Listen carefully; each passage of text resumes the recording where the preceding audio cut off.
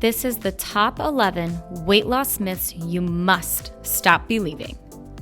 When trying to lose weight, it can be hard to sort through the piles of conflicting information. Should you give up dairy? What about the protein-packed, gut-healthy benefits of Greek yogurt? Let's weigh on a dietitian's view of 11 common weight loss myths.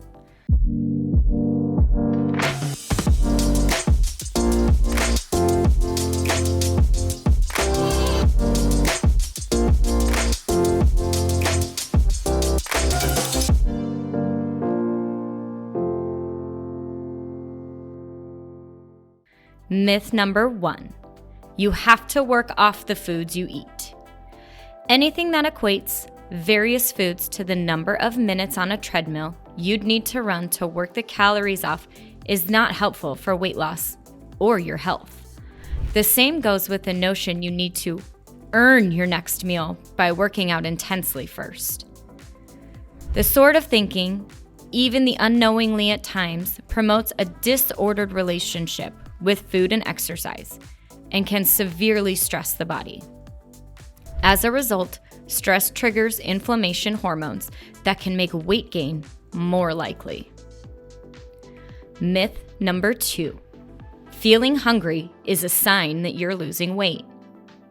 The notion that you need to feel hungry on your weight loss journey for it to work is deeply embedded within the diet culture and is more often than not a hindrance.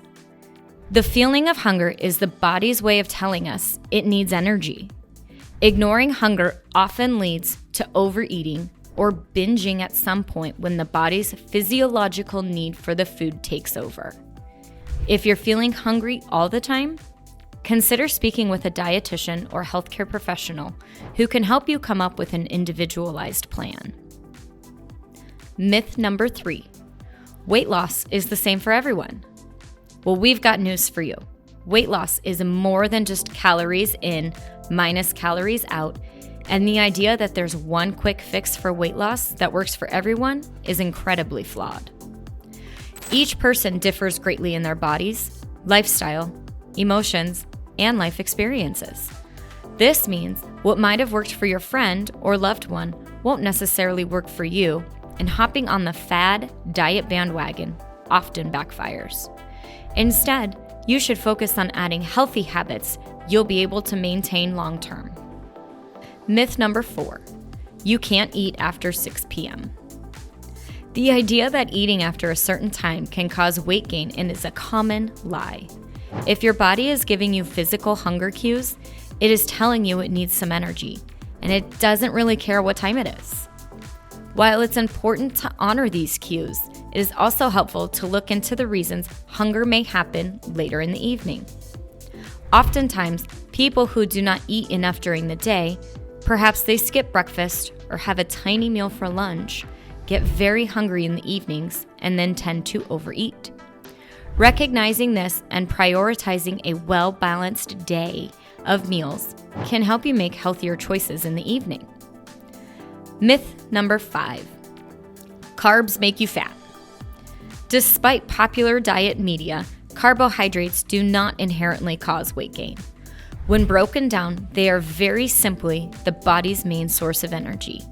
We need them, and they can absolutely work with us, not against us, if we eat high-quality, complex carbohydrates that keep blood sugar levels stable and help boost recovery after tough workouts. When cutting carbs from your diet, you tend to lose water weight that can create the illusion of fat loss. When carbs are reintroduced to the diet, the weight comes back as we store necessary carbs with water. This also creates a bloated feeling that leads us to believe carbs are bad or we do not tolerate them. However, if you include complex carbs like whole grains into your regular diet, the body adjusts accordingly, and you'll be less likely to overeat due to hunger pains or cravings. Myth number 6, only high-intensity exercise counts. Enjoyable movement can mean something different for everyone, but it's also the secret to exercising regularly long-term. The sweaty, breathless types of workouts don't always feel good to some people, and that's okay. Walking, yoga, swimming, low-intensity cardio, or playing in a fun sports league all count. Myth number 7. Cutting out full food groups will lead to faster weight loss. Unless you have food allergies, lactose intolerance, or celiac disease, cutting out certain foods or entire food groups is usually unnecessary, despite what many diets out there claim. The body needs a variety of foods, including 3 macronutrients: carbohydrates, fat, and protein, to function optimally. Switching the mindset from what should I cut out of my diet to what should I eat more of is key to making sure you're nourishing your body and getting essential vitamins and minerals. Myth number 8. Exercise trumps sleep. The body is hard at work while we are asleep, and this is when our muscles can recover from the most exercises. Consistently choosing a workout over sleep does not allow the body to adequately recover and can lead to lingering fatigue, muscle soreness, and injury. A lack of sleep can also increase stress hormones in the body and impede weight loss. Myth number 9. Your numerical weight defines your level of health. It is impossible to equate overall health to an arbitrary number on the scale or a person's BMI, which is an extremely antiquated measure of weight in relation to height. We now know every body is different, and body size often has little to do with health markers like cholesterol, diabetes, and blood pressure.